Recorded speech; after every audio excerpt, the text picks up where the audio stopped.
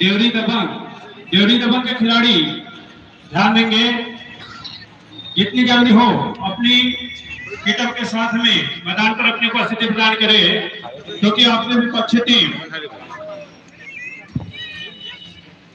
मैदान पर उतर चुकी है और बारंबार आपसे निवेदन है,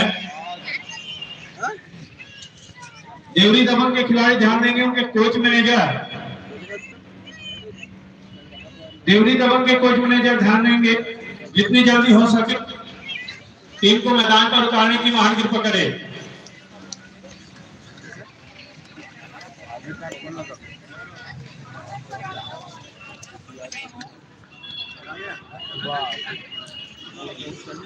सभी